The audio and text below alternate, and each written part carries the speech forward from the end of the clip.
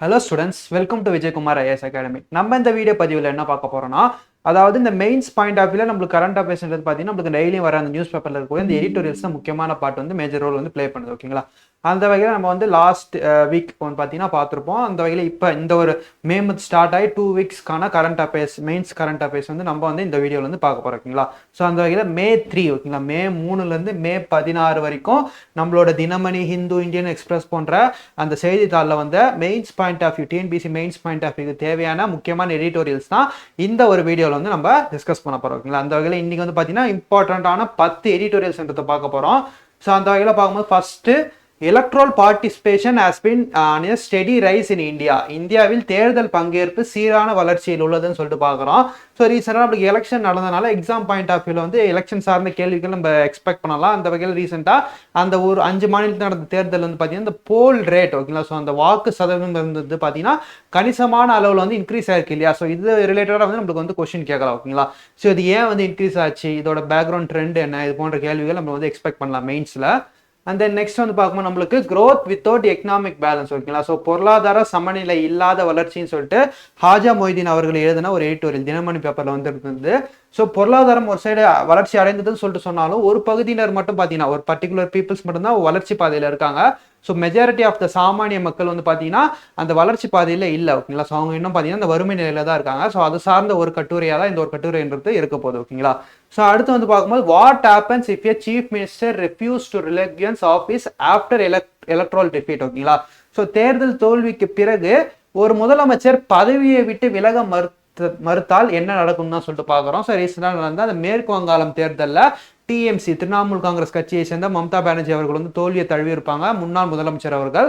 So ஆனாலுமே அவங்க தோல்வியை வந்து ஒத்துக்காம வந்து பார்த்தீங்கன்னா இது வந்து பிஜேபி பார்ட்டியோட ஒரு இல்லீகல் இஷ்யூ, இவங்க வந்து இல்லீகலாக ஏதோ ஒரு ப்ராக்டிஸ் பண்ணி வந்து பார்த்தீங்கன்னா வின் பண்ணிட்டாங்கன்னு சொல்லிட்டு அவங்களோட பதவி வந்து ராஜினாமா பண்ணாமல் இருப்பாங்க. ஸோ அந்த வகையில் இன்கேஸ் இந்த மாதிரி சினாரியோவில் எந்த நடவடிக்கையை நம்ம இந்திய அரசு சொல்லுதுன்னு சொல்லிட்டு அதை சார்ந்த ஒரு கட்டுரை தான் இந்த கட்டுரையை நம்ம பார்க்குறோம். ஓகேங்களா? ஸோ அடுத்து வந்து பார்க்கும்போது நம்மளுக்கு the governor who forgot his job, தன் வேலையை மறந்த ஆளுநர் சொல்லிட்டு பார்க்குறோம். கவர்னருக்குன்னு ஒரு ரெஸ்ட்ரிக்ஷன் இருக்கு, ஒரு பர்டிகுலர் வந்து ஏரியா ஆஃப் ஒர்க் இருக்கு, அதை தாண்டி வந்து கவர்னர் வந்து செயல்படக்கூடாது சொல்லிட்டு அரசியலமைப்பில் கவர்னருக்கு வந்து என்னென்ன ரைட்ஸ்லாம் இருக்குன்னு தான் சொல்லிட்டு நம்ம வந்து பார்க்க போறோம். ஓகேங்களா? ஸோ அடுத்து வந்து பார்க்கும்போது நம்மளுக்கு on May 10, 1857 how Mangal Pandey inspired a rebellion that rattled the British. ஓகேங்களா? ஸோ 1857 ஆண்டு மே 10 ஆங்கிலேயர்களை உலுக்கிய ஒரு கிளர்ச்சிக்கு மங்கள் பாண்டே எவ்வாறு உத்வேகம் அளித்தார். ஓகேங்களா? ஸோ நம்மளுக்கு வந்து அந்த ஒரு ஃபர்ஸ்ட் இண்டிபெண்டன்ஸ் வார்னு சொல்லிட்டு சொல்லுவாங்க, 1857 வந்து நடைபெற்றது. ஸோ பெரும் புரட்சின்னு சொல்லிட்டு சொல்லுவோம். இதற்கு வந்து முக்கிய காரணமாக இருந்தது பார்த்தீங்கன்னா நம்மளுக்கு வந்து மங்கள் பாண்டே அவர்கள் தான். ஓகேங்களா? ஸோ அந்த வகையில் மங்கள் பாண்டே அவர்கள் இந்த ஒரு பெரும் புரட்சிக்கு என்னெல்லாம் வந்து செஞ்சிருக்காரு சொல்லிட்டு நம்ம உள்ள டீட்டெயிலாக பார்த்துருவோம். இது வந்து பார்த்தீங்கன்னா நமக்கு மாடர்ன் ஹிஸ்ட்ரி டாப்பிக்கில் மெயின்ஸில் வந்து கவர் ஆகும். ஸோ அடுத்து வந்து பார்க்கும்போது நம்மளுக்கு how can India meet it's long term energy needs. ஓகேங்களா? ஸோ இந்தியா தனது நீண்ட கால எரிசக்தி தேவைகளை எவ்வாறு பூர்த்தி செய்ய முடியும்னு சொல்லிட்டு அதை சார்ந்த ஒரு எடிட்டோரியல். ஸோ இது வந்து பார்த்தீங்கன்னா நம்மளுக்கு ஜியாகிரபி, எக்கனாமிக்ஸ் இது போன்ற பார்ட்ஸ்லாம் நம்மளுக்கு மெயின்ஸில் கவர் ஆகக்கூடிய ஒரு பார்ட்டாக தான் இந்த இடத்துல பார்க்குறோம். ஓகேங்களா? ஸோ அடுத்து வந்து பார்க்கும்போது நம்மளுக்கு how Viksit Bharat guarantee for Rozgar Ajeevika mission is different from Mahatma Gandhi national rural employment guarantee act 2005. ஓகேங்களா? ஸோ விக்ஷித் பாரத் வேலைவாய்ப்பு மற்றும் அஜீவிகா இயக்கத்திற்கு உத்தரவாதம் என்பது மகாத்மா காந்தி தேசிய ஊரக வேலைவாய்ப்பு உத்தரவாத சட்டம் 2005 எவ்வாறு வேறுபடுகிறதுன்னு சொல்லிட்டு நம்மளுக்கு ஒரு எடிட்டோரியல் இருக்கு. ஸோ இது வந்து பார்த்தீங்கன்னா எம்ஜி நரேகா. ஓகேங்களா? ஸோ அந்த 100 நாள் வேலை திட்டம் சொல்லுவாங்க இல்லையா. ஸோ இதற்கு பதிலாக வந்து பார்த்தீங்கன்னா இப்போ இந்த ஆண்டு ஜூலை 1 முதல் பார்த்தீங்கன்னா விக்ஷித் பாரத் யோஜனான்ற திட்டத்தை அதுக்கு மாற்றாக கொண்டு வந்திருக்காங்க. ஸோ இது பழைய திட்டத்திலேருந்து என்னென்ன புது மாற்றங்கள்லாம் வந்து இதில் கொண்டு வர போறாங்கன்னு தான் சொல்லிட்டு அதை சார்ந்த ஒரு எடிட்டோரியல் தான் அந்த ஒரு எடிட்டோரியல் எடுத்து இருக்க போகுது. ஸோ அடுத்து வந்து பார்க்கும்போது நம்மளுக்கு why Madras high court barred TVK MLA Srinivasa Sethupathi from Tamil Nadu assembly floor test. ஓகேங்களா? ஸோ அந்த தமிழக சட்டப்பேரவை நம்பிக்கை வாக்கெடுப்பில் பங்கேற்க தாவேகா எம்எல்ஏ டிவிகேவோட எம்எல்ஏ ஸ்ரீனிவாச சேதுபதி அவர்களுக்கு வந்து சென்னை உயர்நீதிமன்றம் ஏன் வந்து தடை விதிச்சாங்கன்னு சொல்லிட்டு அதை சார்ந்த ஒரு எடிட்டோரியல் தான். ஸோ இது என்ன இஷ்யூன்னு சொல்லிட்டு பார்க்கும்போது நம்மளுக்கு திருப்பத்தூர் தொகுதியில் பெரிய கருப்பன் அவர்களும் டிவிகே எம்எல்ஏ சேதுபதி அவர்களும் பார்த்தீங்கன்னா ஒரு ஓட்டு வித்தியாசத்தில் வந்து பார்த்தீங்கன்னா சேதுபதி அவர்கள் வின் பண்ணியிருப்பார். இதற்கு வந்து பார்த்தீங்கன்னா நிறைய வந்து முறைகேடு நடந்திருக்கு, இந்த ஓட்டு வந்து செல்லாதுன்னு சொல்லிட்டு பெரிய கருப்பன் டிஎம்கே எம்எல்ஏ பெரிய கருப்பன் அவர்கள் வந்து பார்த்தீங்கன்னா நம்மளுக்கு அந்த ஒரு கேஸ்ன்றதை ஃபைல் பண்ணிப்பார் ஹைகோர்ட்டில். ஸோ அந்த ஹைகோர்ட் வந்து என்ன பண்ணியிருப்பாங்கன்னா இந்த ஒரு கேஸ் முடிகிற வரைக்கும் பார்த்தீங்கன்னா வின் பண்ண டிவிகே கேண்டிடேட் சேதுபதி அவர்கள் ஃப்ளோர் டெஸ்ட், அதாவது நம்பிக்கை வாக்கெடுப்பு, சட்டமன்றத்தில் எந்த ஒரு தீர்மானம் கொண்டு வந்தாலும் அதில் வந்து வாக்கு போடக்கூடாது, சைன் போடக்கூடாது சொல்லிட்டு ஒரு ரெஸ்ட்ரிக்ஷன், ஓகேங்களா, ஸோ ஸ்டேன்றதை போட்டிருப்பாங்க. ஸோ இதை சார்ந்த ஒரு தகவல் தான் இது. எந்த ஆர்டிகல் கீழே இந்த ஸ்டேவை கொடுத்துருக்காங்க, இதை மேல்முறையீடு சுப்ரீம் கோர்ட்டில் ஒரு வந்து பண்ணியிருப்பார் சேதுபதி அவர்கள். அதுக்குமே பார்த்தீங்கன்னா வேற ஒரு ஜட்மெண்ட் வந்து சுப்ரீம் கோர்ட் சைட்லையும் கொடுத்துருப்பாங்க. ஸோ இது எல்லாத்தையும் சேர்த்து டீட்டெயிலாக நம்ம உள்ள பார்த்துருவோம். நெக்ஸ்ட் அடுத்து வந்து பார்க்கும்போது நம்மளுக்கு how chief election commissioner of India and other election commissioners are appointed, ஓகேங்களா. ஸோ இந்தியாவில் தலைமை தேர்தல் ஆணையர் மற்றும் பிற தேர்தல் ஆணையர்கள் எவ்வாறு நியமிக்கப்படுகிறார்கள் சொல்லிட்டு அதை சார்ந்த ஒரு எடிட்டோரியல் தான், ஓகேங்களா. ஸோ இது வந்து பார்த்தீங்கன்னா நம்மளுக்கு இந்தியன் எக்ஸ்பிரஸ்ல வந்திருக்கு, பாலிட்டி டாபிக்ல நம்மளுக்கு கவர் ஆகும், ஓகேங்களா. ஸோ அடுத்து வந்து பார்க்கும்போது நம்மளுக்கு லாஸ்டா PMJJBY என்று சொல்லப்படக்கூடிய அந்த ஒரு இன்சூரன்ஸ் ஸ்கீம், பிரைம் மினிஸ்டரோட அந்த இன்சூரன்ஸ் ஸ்கீம், ஓகேங்களா. ஸோ அது வந்து பார்த்தீங்கன்னா எவ்வளோ வளர்ச்சியை பதிவு பண்ணியிருக்கு, எவ்வளோ பயனாளர்கள் இதில் வந்து ஆட் ஆயிருக்காங்க சொல்லிட்டு அதை சார்ந்த ஒரு எடிட்டோரியல், ஓகேங்களா. இது நம்மளுக்கு வந்து பார்த்தீங்கன்னா அட்மினிஸ்ட்ரேஷன் டாப்பிக்கில், சோஷியல் இஷ்யூஸ் டாப்பிக்கில், ஓகேங்களா. ஸோ இது போன்ற ஸ்கீம்ஸ் டாப்பிக்கில் நம்மளுக்கு இந்த டாபிக்ன்றது கவர் ஆகும், ஓகேங்களா. ஸோ அந்த வகையில் பார்த்தீங்கன்னா 10வது எடிட்டோரியல், ஃபைனல் எடிட்டோரியல், இந்த ஒரு எடிட்டோரியல் நம்ம பார்க்க போகிறோம், ஓகேங்களா. ஸோ இதுதான் வந்து இன்னைக்கு மெயின்ஸ் கரண்ட் அஃபேர்ஸாக நம்ம பார்க்க போகிற 10 டாபிக்ஸு. ஸோ நம்ம வந்து டீட்டெயிலாக உள்ள பார்த்துருவோம். ஸோ அந்த வகையில் ஃபர்ஸ்ட் வந்து பார்க்கும்போது நம்மளுக்கு electoral participation has been on a steady rice in India. இந்தியாவில் தேர்தல் பங்கேற்பு சீரான வளர்ச்சியில் உள்ளதுன்னு சொல்லிட்டு பார்க்குறோம். ரீசெண்டாக நம்மளுக்கு நடந்த 5 மாநில தேர்தல், அசாம், மேற்கு வங்காளம், கேரளா, பாண்டிச்சேரி, தமிழ்நாடு, ஓகேங்களா. இந்த 5 மாநிலங்களும் பார்த்தீங்கன்னா நம்மளுக்கு அந்த ஒரு வாக்கு சதவீதம் இருந்தது முந்தைய ஆண்டை கம்பேர் பண்ணும்போது, முந்தைய தடவை கம்பேர் பண்ணும்போது இந்த தடவை வந்து பார்த்தீங்கன்னா அதிகமாக பதிவாயிருந்தது, ஓகேங்களா. இதற்கான முக்கிய காரணங்கள்லாம் என்னன்னு சொல்லிட்டு இந்த ஒரு எடிட்டோரியல்ல சஞ்சய் குமார் அவர்களும் ஹரிந்தன் கபீர் அவர்களும் இவங்க 2 பேரும் பார்த்தீங்கன்னா இந்த ஒரு எடிட்டோரியல் வந்து எழுதியிருப்பாங்க. ஸோ இது வந்து பார்த்தீங்கன்னா நம்மளுக்கு ஹிந்து பேப்பர்ல வந்திருக்கும். ஸோ அந்த வகையில் என்னென்ன முக்கியமான காரணங்கள்லாம் சொல்லிட்டு பார்க்கும்போது நம்மளுக்கு இது இன்னைக்கு வந்து மாற்றம் கிடையாதுப்பா. இது வந்து பார்த்தீங்கன்னா காலகாலமாக பல 10 ஆண்டு பல தசாப்தங்களாக வந்து பார்த்தீங்கன்னா ஒரு மாற்றம் வேண்டும் சொல்லிட்டு மக்கள் இடையில ஒரு புத்துணர்ச்சி இருந்துட்டு வந்திருக்கு. அதோட வெளிப்பாடாக தான் இந்த ஒரு தேர்தல்ன்றது எல்லா மாநிலத்திலும் இருக்குன்னு சொல்லிட்டு நமக்கு வந்து சொல்லியிருக்காங்க, ஓகேங்களா. அந்த வகையில் பார்த்தீங்கன்னா நம்மளுக்கு அதிக பங்கேற்பு என்பது ஒரே ஒரு பிராந்தியத்திற்கு அல்லது ஒரு குறிப்பிட்ட அரசியல் சூழலுக்கு மட்டும் மட்டுப்படுத்தப்படவில்லை என்பதை தரவுகள் குறிப்பிடுகின்றன. இது பல்வேறு கட்சி போட்டிகள் மற்றும் சமூக அமைப்புகளை கொண்ட மாநிலங்களில் பரவியுள்ளது. இது அதிக மக்கள் வாக்களிப்பதை நோக்கிய உலகளாவிய நகர்வை காட்டுகிறதுன்னு சொல்லிட்டு பார்க்கலாம். மாற்றத்தை நோக்கி, அதாவது ஒரு சேஞ்ச் வேணும்னு சொல்லிட்டு மக்கள் முடிவு பண்ணிட்டாங்கன்னா அந்த சேஞ்சுக்காக மக்கள் வந்து அதிகமாக வாக்களித்து உள்ளார்கள் சொல்லிட்டு இந்த இடத்துல நம்ம பார்க்குறோம், ஓகேங்களா. ஸோ இது வந்து டேட்டா படி பார்க்கும்போது நம்மளுக்கு உத்தரப்பிரதேச மாநிலங்களை பார்த்தீங்கன்னா 2007, அதாவது இந்தியாவில் வந்து பார்த்தீங்கன்னா மிகவும் வாக்கு சதவீதம் குறைவாக பதிவாகக்கூடிய மாநிலம் நம்மளுக்கு உத்தரப்பிரதேசம். அதுவே பார்த்தீங்கன்னா 2007 காலகட்டத்தில் 45.96% மட்டும்தான் வாக்குப்பதிவுன்றது பதிவாயிருக்கு. ஸோ அப்படிப்பட்ட ஒரு மாநிலம்லேயே வந்து பார்த்தீங்கன்னா 2022 61% வரைக்கும் பார்த்தீங்கன்னா வாக்களிப்பு பதிவாகி கொண்டிருக்கு, ஓகேங்களா. ஸோ இது மூலமா என்ன தெரியுதுன்னா இது வந்து ஒரு இடத்துல மட்டும் ஆன மாற்றம் கிடையாது, ஓகேங்களா. ஸோ இந்தியா முழுமைக்குமே பார்த்தீங்கன்னா இந்த ஒரு மாற்றம்ன்றது ஒரு ப்ராசஸாக நடந்துகிட்டே இருந்திருக்கு, ஓகேங்களா. அந்த வகையில் தான் பார்த்தீங்கன்னா உத்தரப்பிரதேச மாநிலத்திலேயே வந்து பார்த்தீங்கன்னா 2022 நடந்த தேர்தலில் ஒரு கணிசமான வளர்ச்சின்றது பதிவாயிருக்குன்னு சொல்லிட்டு இந்த இடத்துல நம்ம பார்க்குறோம். ஸோ அடுத்து வந்து பார்க்கும்போது நம்மளுக்கு குஜராத் மாநிலத்தில் நடந்த தேர்தலில் அந்த வாக்கு சதவீதம் பார்த்தீங்கன்னா நம்மளுக்கு இன்க்ரீஸ் ஆயிருக்கு.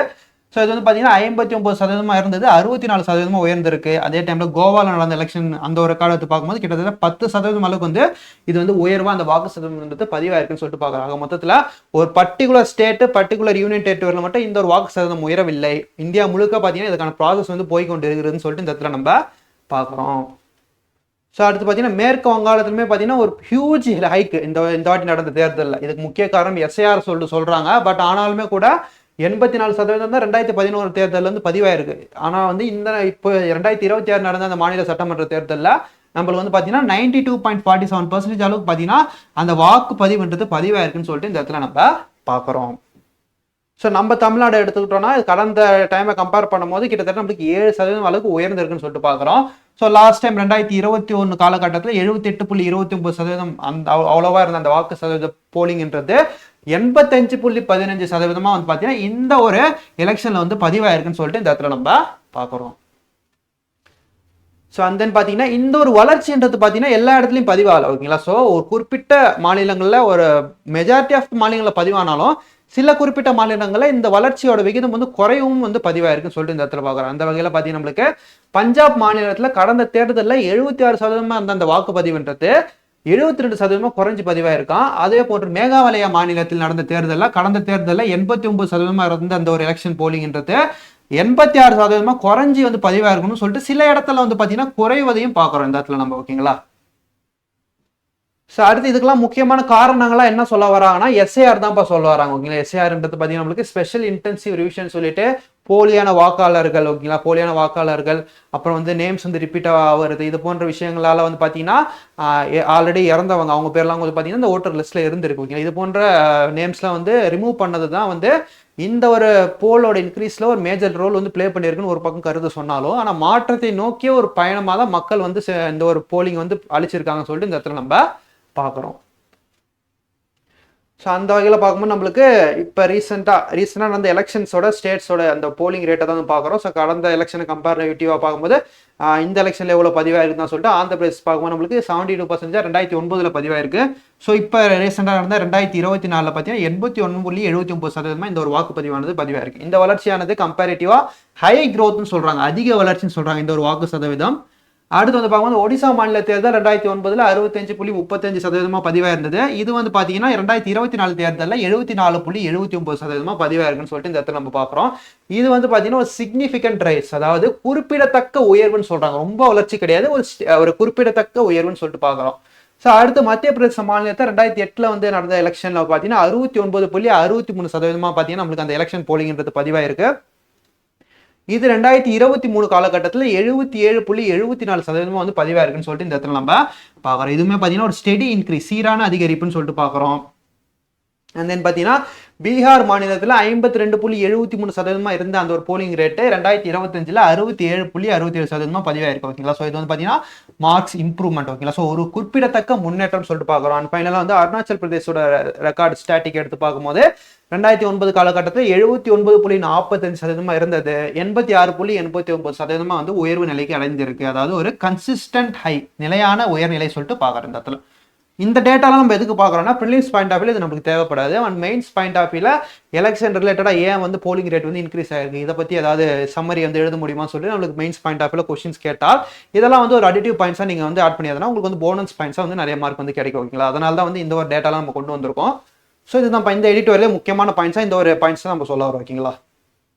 ஸோ அடுத்த எடிட்டோரியல் போயிடலாமா.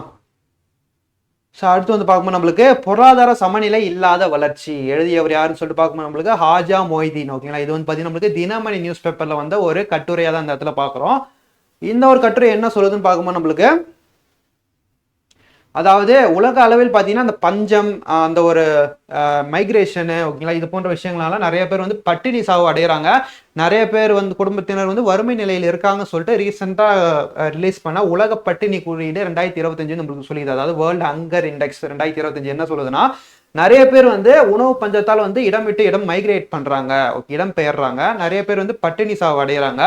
அது மட்டும் இல்லாமல் நிறைய பேர் வறுமை நிலைக்கு தள்ளப்படுறாங்க உலகத்துலன்னு சொல்லிட்டு ரீசெண்டாக நடந்த ரேங்கிங்குமே சொல்லியிருக்கு. ஆனால் ஒரு பக்கம் இப்படி இருந்தாலுமே கூட இன்னொரு பர்டிகுலர் குரூப் ஆஃப் பீப்புள் வந்து என்ன சொல்றாங்கன்னா, கவர்மெண்ட் வந்து ஒரு வளர்ச்சியான நிலையை நோக்கி அடைந்து கொண்டு இருக்குது, உலக பொருளாதாரம் ஒரு வளர்ச்சியை நோக்கி போய் கொண்டு இருக்குதுன்னு சொல்லிட்டு சொல்றாங்க. இதுல ரெண்டுத்துல எது உண்மை அப்படின்னு சொல்லிட்டு கம்பேரிட்டிவா டிஸ்கஸ் பண்றது தான் இந்த ஒரு எடிட்டோரியல் வந்துட்டு அமைய போகுது.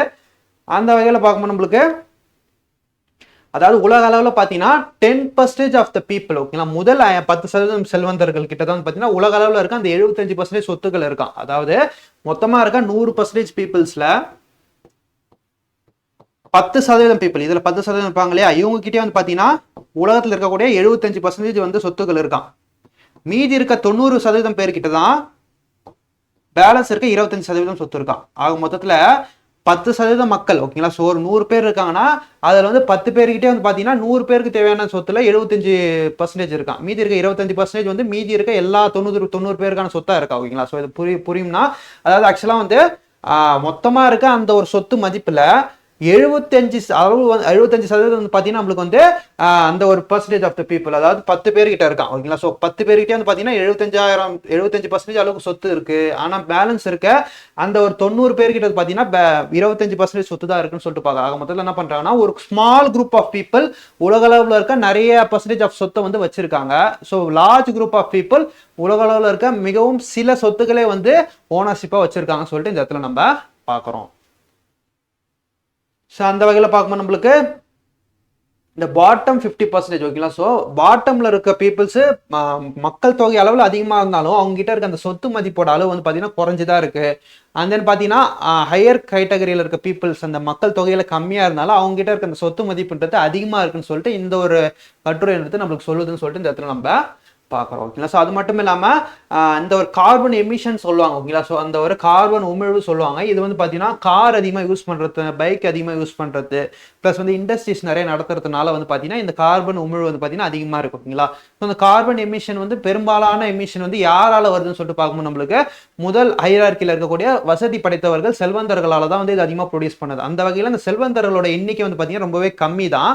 ஆனால் இவங்க ப்ரொடியூஸ் பண்ணக்கூடிய அந்த கார்பன் எமிஷன், அவங்க உபயோகிக்கிற காராக இருக்கட்டும், பைக்காக இருக்கட்டும், இது மூலமாக இருக்கக்கூடிய அந்த பொல்யூஷனோட அளவு வந்து பார்த்தீங்கன்னா மற்ற மீதி இருக்க ஏழை மக்களை, சாமானிய மக்களை பாதிக்கிறதா இந்த ஒரு கட்டுரைன்றது நம்மளுக்கு சொல்லுது ஓகேங்களா. அந்த வகையில் the poorest 50% of the population contribute only 3% of the carbon emission ஓகேங்களா. ஸோ ஏழ்மையான 50% மக்களின் கார்பன் வெளியேற்ற பங்கு வெறும் 3% மட்டும்தான்.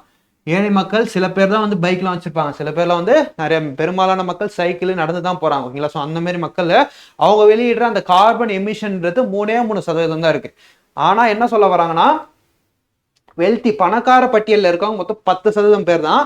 ஆனா அவங்க வெளியிடுற அந்த கார்பன் எமிஷன் ஓகேங்களா, அந்த பொல்யூஷன்ன்றது பார்த்தீங்கன்னா 77% அளவுக்கு இருக்குன்னு சொல்றாங்க ஓகேங்களா. ஸோ இதன் மூலமா வந்து அதிகமாக பாதிப்படையக்கூடியதுன்னு பார்த்தீங்கன்னா நம்மளுக்கு ஏழை மக்கள் தான். ஏன்னா இவங்க வந்து நிறையா மாஸ்க் போடுறதா இருக்கட்டும், இவங்க வந்து பார்த்தீங்கன்னா பொல்யூஷன் இருக்க ஏரியாலே வரமாட்டாங்க. இவங்க நான் தான் ப்ரொடெக்ட் பண்ணிக்கணும் அப்படின்னு சொல்லிட்டு என்ன பண்ணுவாங்க, மாஸ்க் யூஸ் பண்ணுவாங்க. அண்ட் தென் பார்த்தீங்கன்னா நிறைய டாக்டர் ஃபெசிலிட்டிலாம் இவங்களுக்கு இருக்கும் செல்வந்தர்களுக்கு. பட் ஆனால் இதில் பெரும்பாலும் பாதிக்கப்படுறவங்க யாருன்னா ஏழை மக்கள் தான். ஆனால் ஏழை மக்கள் வந்து பொல்யூஷனோட அளவு கம்மியாக தான் ப்ரொடியூஸ் பண்ணுறாங்க, ஆனால் பாதிப்பு ரேஞ்சு அவங்களுக்கு அதிகம்னு சொல்லிட்டு இந்த இடத்துல நம்ம பார்க்குறோம். ஸோ அடுத்து வந்து பார்க்கும்போது நம்மளுக்கு அன்பெய்டு டொமஸ்டிக் ஒர்க்கர், ஊதியம் இல்லா வீட்டு வேலை ஓகேங்களா. இந்த இடத்துலையும் பார்த்தீங்கன்னா நம்மளுக்கு வந்து அந்த பொருளாதார சமநிலைன்றது கடைபிடிக்கப்படுது. அந்த வகையில் பார்க்கும்போது நம்மளுக்கு பெண்கள் வந்து பார்த்தீங்கன்னா ஊதியம் இல்லாமல் நிறைய வேலைகள் செய்கிறாங்க. இப்போ ஒரு வீட்டில் வந்து ஒரு ஆண் வேலை பார்க்குறாரு, ஒரு வேலைக்கு போகிறாருன்னா அவருக்கு தேவையான அந்த லஞ்சு ப்ரிப்பேர் பண்ணி தரதா இருக்கட்டும், அவரோட கிளாத்ஸ் வந்து வாஷ் பண்ணுறதா இருக்கட்டும், இது வந்து பெரும்பாலான பெண்கள் வந்து இன்றைக்கு வந்து செஞ்சுட்டு வராங்க. ஆனால் இது வந்து ஊதியம் இல்லா வேலையிலேருந்து கருதப்படுது. அந்த வகையில் பார்த்தீங்கன்னா பெண்கள் ஒரு வாரத்திற்கு சராசரியாக 53 மணி நேரம் வேலை செய்கிறாங்களாம். ஆனால் ஆண்கள் என்னதான் வேலைக்கு போனாலும் அவங்களோட வேலை மணி நேரம்ன்றது ஒரு வாரத்துக்கு 43 மணி நேரம் தான், 10 மணி நேரம் கம்மியாக பதிவாகுதுன்னு சொல்லிட்டு இந்த ஒரு கட்டுரை எடுத்து சொல்கிறாங்கன்னு சொல்லிட்டு இந்த இடத்துல நம்ம பார்க்குறோம்.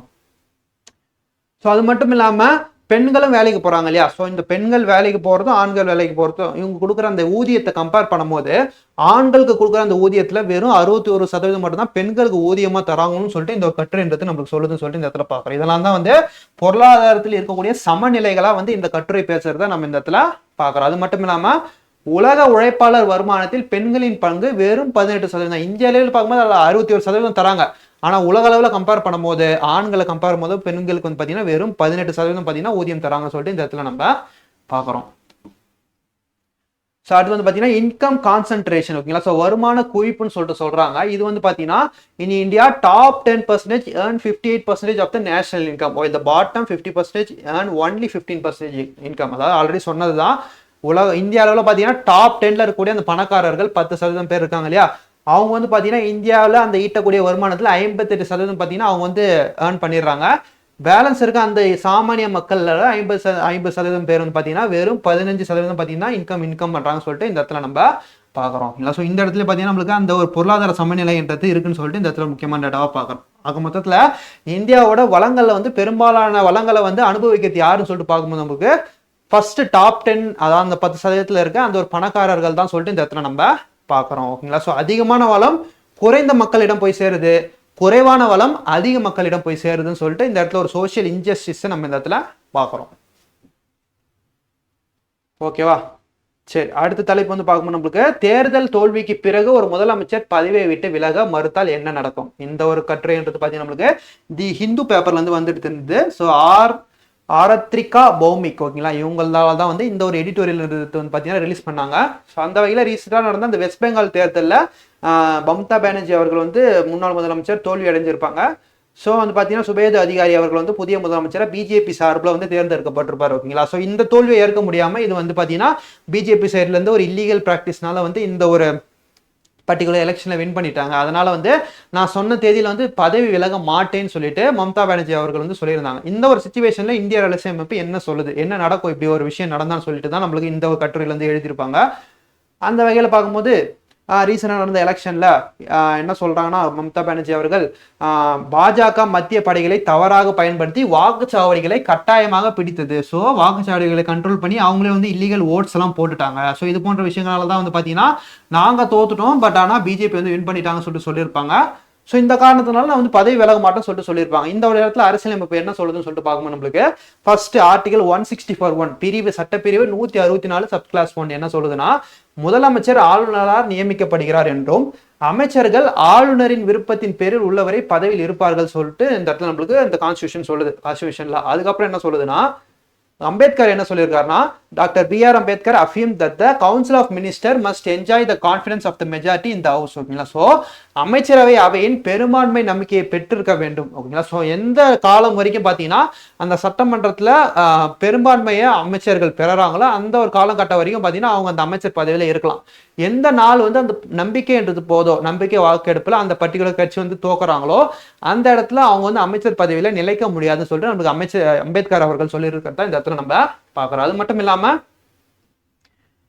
ஆட்டோமேட்டிக் செஷன் சொல்லலாம், தானாவே பதவியிலிருந்து விலகுதல். ஓகேங்களா. இன்கேஸ் வந்து இந்த ஒரு பர்டிகுலர் செஷன்ல பெரிய மூத்த ஆசிரியர்கள் என்ன சொல்றாங்கன்னா, முன்னாள் மக்களவை பொதுச் செயலாளர் அவர்கள் PTT ஆச்சாரி அவங்க கருத்துப்படி என்ன சொல்றாங்கன்னா, சட்டப்பேரவையின் பதவி காலம் முடிந்தால் முறையான ராஜினாமா இல்லாவிட்டாலும் முதல்வர் தானாக பதவியிலிருந்து விலகியதாக அறிவிக்கப்படும் சொல்லியிருக்காங்க. இவங்க வந்து ராஜினாமா பண்ணாலுமே கூட அவங்கள வந்து பதவியிலிருந்து நீக்கக்கூடிய அதிகாரம் இருக்குன்னு சொல்லிட்டு அந்த அரசியலமைப்பு சொல்றத இவங்க சொல்றாங்க சொல்லிட்டு இந்த இடத்துல நம்ம பார்க்குறோம்.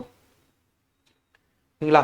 ஸோ இன்கேஸ் வந்து அந்த ஒரு பர்டிகுலர் எலெக்ஷன்ல வந்து அவங்களுக்கு ஏதாவது முரண்பாடு இருந்தாலோ, இந்த ஒரு ரிசல்ட் எனக்கு வந்து நம்பிக்கை இல்லைன்னு சொல்லிட்டு இருந்தாலோ, அந்த எலெக்ஷன் ரிசல்ட் அறிவிச்சு 45 நாட்களுக்குள்ளாரே வந்து பார்த்தீங்கன்னா அந்த பர்டிகுலர் உயர் நீதிமன்றத்தில் ஹைகோர்ட்ல போயிட்டு கேஸ் வந்து ஃபைல் பண்றதாகவும் நம்மளோட இந்தியன் கான்ஸ்டியூஷன் வந்து சொல்லியிருக்கு. அது மட்டும் இல்லாமல் ரிட் பெட்டிஷனும் நம்ம போடலாமா. ஓகேங்களா. ஸோ ரிட் பெட்டிஷனும் பார்த்தீங்கன்னா பர்டிகுலர் MLAவால போட முடியும்னு சொல்லிட்டு நம்மளுக்கு வந்து கான்ஸ்டியூஷன் சொல்றதா இந்த இடத்துல நம்ம பார்க்குறோம். இதன் மூலமா தான் வந்து பார்த்தீங்கன்னா அவங்களோட நீதியை பெற முடியுமே தவிர நான் வந்து பதவியிலிருந்து விலக மாட்டேன் இது போன்ற விஷயங்களால வந்து பார்த்தீங்கன்னா அதுக்கான இடம்ன்றது நம்மளுக்கு அரசியலமைப்புல இல்லைன்னு சொல்லிட்டு நமக்கு இந்த இடத்துல நம்ம பார்க்குறோம்.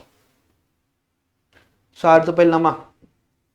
ஸோ அடுத்த editorial the governor forgot his job, தன் வேலையை மறந்த ஆளுநர் சொல்லிட்டு பார்க்குறோம். ஸோ இந்த ஒரு எடிட்டோரியல் வந்து எதற்கான எடிட்டோரியல் சொல்லிட்டு பார்க்கும்போது நம்மளுக்கு ரீசெண்டாக நம்மளோட தமிழ்நாட்டில் நடந்த எலெக்ஷன். ஓகேங்களா. அந்த எலெக்ஷன் வந்து பார்த்தீங்கன்னா நம்மளுக்கு மெஜாரிட்டி யாராலையும் வின் பண்ண முடியல, ஆனாலும் தொங்கு சட்டமன்றம் வந்துச்சு. ஸோ மைனாரிட்டி கவர்மெண்ட்டாக தான் இப்போ வரைக்குமே இருக்கு, கூட்டாட்சி அரசாங்கமாக. ஸோ அப்போ என்ன பண்ணாங்கன்னா கவர்னர் நம்மளோட அதாவது கேரளாவோட ஆளுநர் நம்மளுக்குமே வந்து பார்த்தீங்கன்னா ஒரு கூடுதல் ஆளுநராக அடிஷனல் கவர்னராக இருக்காரு அர்லேக்கர் அவர்கள். அவர் வந்து என்ன சொன்னார்னா 118 நம்பரை வந்து எல்லாருமே அஃபீம் பண்ணி அந்த 118 MLA வந்து சைன் போட்ட லெட்டரை என்கிட்ட இருந்து எடுத்து வந்து கொடுத்தாதான் உங்களுக்கு நான் பதவி பிரமாணம் பண்ணுவேன்னு சொல்லிட்டு நம்மளுக்கு டிவிகே கவர்மெண்ட்டை சொல்லியிருப்பாரு, டிவிகே பார்ட்டி கிட்ட சொல்லியிருப்பாரு.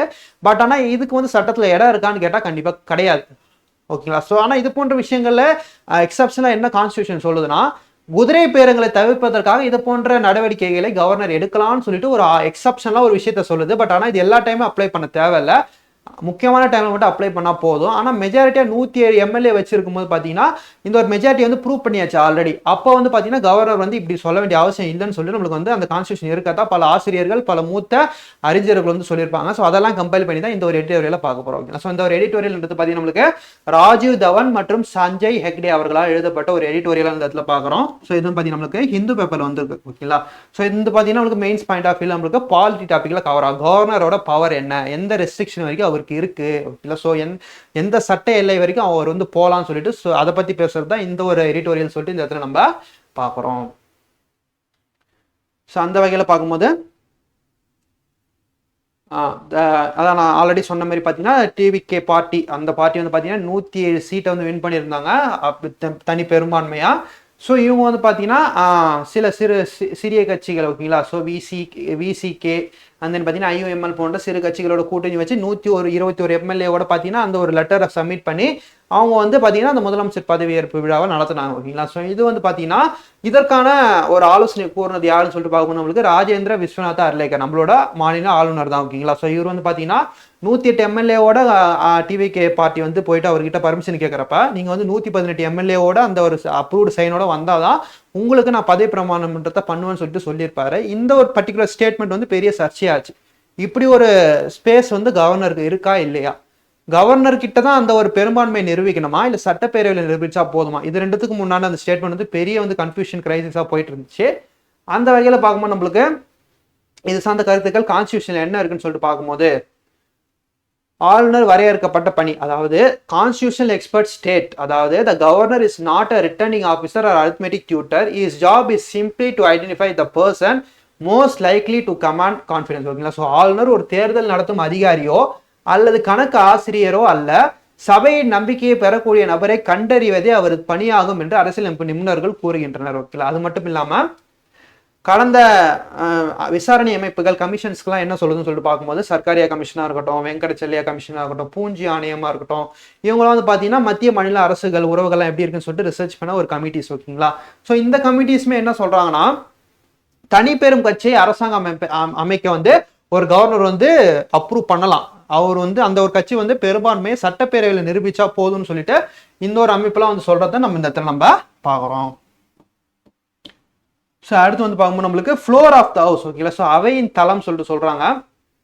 ஃப்ளோர் டெஸ்ட் இது எக்ஸாக்டா சொல்லணும்னா, ஸோ அதாவது the author emphasise that the only testing ground for a majority is the floor of the house, not the governor's residence.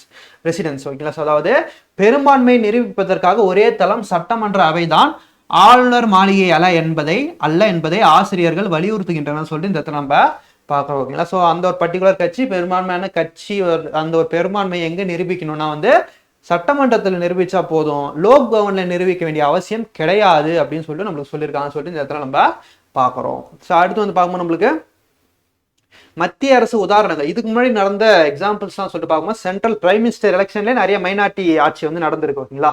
அந்த வகையில் எக்ஸாம்பிள்ஸாக பார்க்கும்போது நம்மளுக்கு PV நரசிம்ம ராவ், HT தேவகவுடா மற்றும் மன்மோகன் சிங் தலைமையில் நடந்த அந்த பிரதம மந்திரி ஆட்சி, இது எல்லாமே வந்து பார்த்தீங்கன்னா தொங்கு சட்டமன்றமாக தான் இருக்கு. இந்த காலகட்டத்திலே பார்த்தீங்கன்னா பெரும்பான்மையா பிரசிடென்ட் கிட்ட நிரூபிக்கல யாரும், பார்லிமெண்ட்ல தான் எல்லாருமே நிரூபிச்சாங்களே தவிர பிரசிடென்ட் யாருமே நிரூபிக்கல. ஸோ அதே எக்ஸாம்பிள் தானே ஸ்டேட்லையும் ஃபாலோ பண்ணணும்னு சொல்லிட்டு சில பேர் வந்து இது எக்ஸாம்பிள்ஸாகவும் சொல்லியிருக்காங்க. ஓகே, அது மட்டும் இல்லாமல் கோவா, மணிப்பூர், கர்நாடகா போன்ற மாநிலங்கள் வந்து பார்த்தீங்கன்னா இந்த ஒரு பர்டிகுலர் இன்சிடென்ட் அங்கேயுமே நடந்திருக்கு. பட் ஆனால் அந்த ஒரு சுச்சுவேஷன்ல பதவியேற்க அனுமதிச்சிருக்காங்க. அது ஏன் வந்து தமிழ்நாட்டில் அனுமதிக்க மாட்டாங்கன்னு சொல்லிட்டு ஒரு கேள்வியும் எழுந்திருக்குன்னு சொல்லிட்டு இந்த இடத்துல நம்ம பார்க்குறோம்.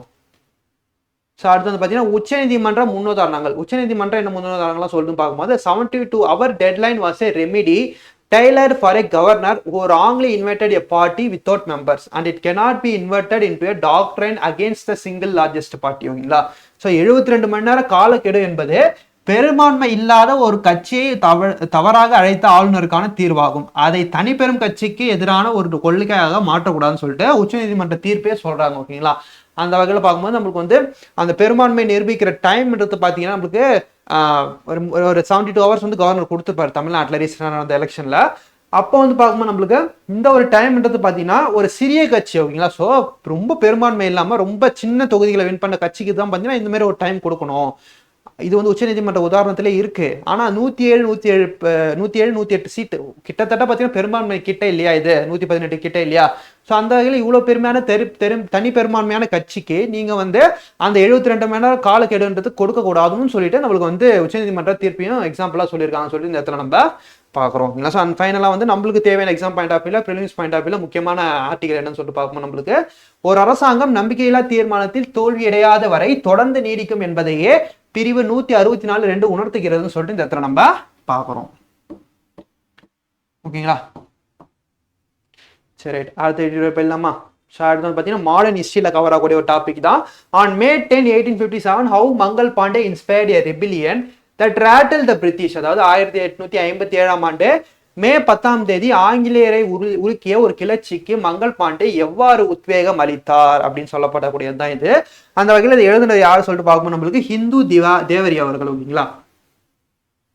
ஸோ இந்த ஒரு கண்டென்ட் வந்து பார்த்தீங்கன்னா நம்மளுக்கு மாடர்ன் ஹிஸ்ட்ரியில் கவர் ஆகும். குரூப் 1 இருக்கட்டும், குரூப் 2 2A இருக்கட்டும், இப்போ மெயின்ஸ் பாயிண்ட் ஆஃப் வியூல. அந்த வகையில் இந்த ஒரு இன்சிடென்ட், இந்த ஒரு பெரும்புரட்சின்றது பார்த்தீங்கன்னா அந்த ஒரு நம்ம புக்லேயே வந்து படிச்சிருப்போம். அந்த காட்ரேஜ். ஓகேங்களா? ஸோ அந்த பீரங்கிக்கு பயன்படுத்தக்கூடிய அந்த காட்ரேஜில் வந்து பார்த்தீங்கன்னா பன்றியோட கொழுப்பையும் மாட்டினோட கொழுப்பையும் வந்து கலந்து வந்து கிரீஸாக யூஸ் பண்ணனால வந்து பார்த்தீங்கன்னா அது பிராமின்ஸும் முஸ்லீம்ஸும் அகேன்ஸ்ட் பண்ணாங்க. இதன் தொடர்ச்சியாக வந்து மங்கள் பாண்டே அவர்கள் வந்து பெரிய புரட்சி பண்ணியிருப்பாரு. அதன் தொடர்ச்சியாக வரக்கூடியதான் நம்மளுக்கு வந்து இந்த புரட்சின்றது ஓகேங்களா. 1857 மே 10 ஸ்டார்ட் ஆகி பெரிய புரட்சியாக வந்து வெடிச்சிருக்கும். இதுக்கு வந்து பார்த்தீங்கன்னா மங்கள் பாண்டே அவர்கள் வந்து போட்ட அந்த ஒரு ஃபவுண்டேஷன் தான் சொல்லிட்டு அதை சார்ந்த ஒரு தகவலாக தான் பார்க்குறோம் ஓகேங்களா. அந்த வகையில் பார்க்கும்போது நம்மளுக்கு Mangal Pandey belong to the kingdom of Awadh which had been treacherously annexed by the British in 1856 ஓகேங்களா. ஸோ மங்கள் பாண்டே 1856 ஆங்கிலேயர்களாக வஞ்சகமாக இணைக்கப்பட்ட அயோத்தி ராஜ்யத்தை சேர்ந்தவர் மற்றும் he was a soldier in the 34th Bengal Native Infantry and a famous refuse used the new Enfield rifle ஓகேங்களா. So 34வது வங்காள பூர்வீக காலாட்படையில் வீரராக இவர் இருந்திருக்காரு. அது மட்டும் இல்லாமல் புதிய என்ஃபீல்ட் ரக துப்பாக்கியை பயன்படுத்த மறுத்தார். ஏன்னா வந்து கிரீஸ்ல வந்து அந்த பன்றியோட கொழுப்பு மாட்டோட கொழுப்பு இருக்கனால வந்து ஆங்கில அதிகாரிகளை எடுத்து வந்து பார்த்தீங்கன்னா நான் இதை வந்து யூஸ் பண்ண மாட்டேன்னு சொல்லிட்டு சொல்லியிருப்பாரு.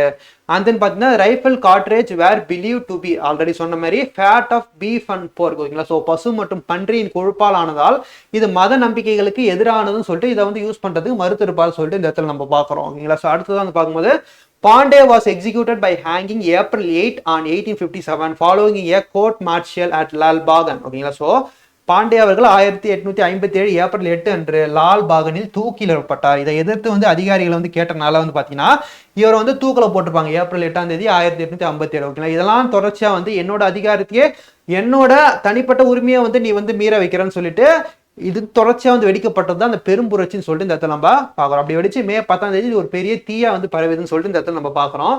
ஸோ அப்படின்னு பார்க்கும்போது நம்மளுக்கு பொலிட்டிக்கல் லெஜிட்டிமேஷன் அந்த முகல் எம்பரர் ஓகேங்களா. ஸோ இந்த புரட்சி வந்து என்னவா வந்து மாறும்போது பார்த்தீங்கன்னா ஆட்சியாளர்களை மாற்றம் செய்ய அளவுக்கு பார்த்தீங்கன்னா இந்தியா முழுக்க இந்த புரட்சின்றது வெடிக்குது ஓகேங்களா. ஸோ மே 11 1857 காலகட்டத்தில் மீரட்டிலிருந்து கிளர்ச்சியாளர்கள் டெல்லியை அடைந்து யமுனை நதியை கடந்து செல்கின்றார்கள் ஓகேங்களா. ஸோ யமுனை ரிவரை வந்து கிராஸ் பண்ணி செல்றாங்க. அப்போ பகதூர் ஷா 2 அவர்கள் முகல் எம்பரர் ஓகேங்களா இவரை வந்து பார்த்தீங்கன்னா இந்தியாவோட ஆட்சியாளராக வந்து அறிவிக்கிறாங்கன்னு சொல்லிட்டு இந்த இடத்துல நம்ம பார்க்குறோம். அண்ட் தென் பார்த்தீங்கன்னா பாப்புலர் பார்ட்டிசிபேஷன் இன் அவாத் ஓகேங்களா. அயோத்தியில் மக்கள் பங்கேற்பு பெரும்பாலான இந்த மக்கள் படையினர் வந்து அயோத்தியில் வந்து இந்த ஒரு பெரும் புரட்சிக்கு வந்து அந்த ஒரு சப்போர்ட்ன்றது தராங்க சொல்லிட்டு இந்த இடத்துல நம்ம பார்க்குறோம். ஸோ இது வந்து என்னதான் வந்து அந்த புரட்சின்றது வெடிச்சாலுமே கூட அந்த ஒரு வீரர்களுக்கு இடையேயான வீரர்கள் ஆட்சியாளருக்கு இடையே அந்த கோஆர்டினேஷன் சரியாத இல்லாத பட்சத்தில் இது வந்து ஒரு தோல்வியான புரட்சியாகவே ஆக்கப்பட்டது. அண்ட் தென் வந்து ரூலராக உட்கார வச்சு அந்த பகதூர் ஷா 2வையும் பார்த்தீங்கன்னா கைது செஞ்சு நாடு கடத்திடுவாங்க பர்மாக்கு. அண்ட் தென் பார்த்தீங்கன்னா அங்கே இருக்கக்கூடிய எதிர்த்து கேட்ட எல்லா ஆட்சியாளர்களையும் பார்த்தீங்கன்னா ஆங்கிலேய படையினர் வந்து தூக்கிலிட்டுருப்பாங்க சொல்லிட்டு இந்த இடத்துல நம்ம பார்க்குறோம்.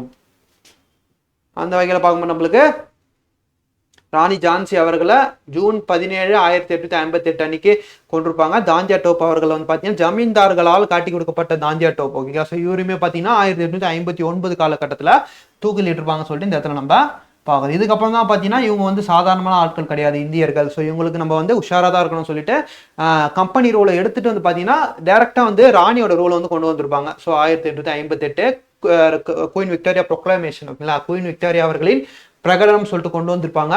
ஸோ இதன் தொடர்ச்சியாக கர்னிங் பிரபு அவர்கள் பார்த்தீங்கன்னா நம்மளோட வைஸ்ராயை வந்து அப்பாயிண்ட் பண்ணியிருப்பாங்க. அண்ட் தென் பார்த்தீங்கன்னா 1877 காலகட்டத்தில் டெல்லி தர்பார் ஓகேங்களா. டெல்லி தர்பார்ல queen Victoria officially assume the title of Kaisar Hind ஓகேங்களா. ஸோ இந்தியாவின் ஆட்சியாளராக 1877 காலகட்டத்தில் டெல்லி தர்பார்ல விக்டோரியா மகாராணி அவர்கள் அதிகாரப்பூர்வமாக அறிவிக்கப்பட்டிருப்பார்கள் சொல்லிட்டு இந்த இடத்துல நம்ம பார்க்கலாம். அதுக்கப்புறம் 1950 வரைக்கும் பார்த்தீங்கன்னா நம்மளோட ரிபப்ளிக் டே வரைக்கும் பார்த்தீங்கன்னா நம்மளோட இந்தியாவோட கண்ட்ரோல் ஆட்சியாளராக நம்மளுக்கு வந்து ராணி விக்டோரியா தான் இருந்திருப்பாங்க சொல்லிட்டு இந்த இடத்துல நம்ம பார்க்குறோம். தேடி போயிடலாமா? ஒன் செகண்ட்பா.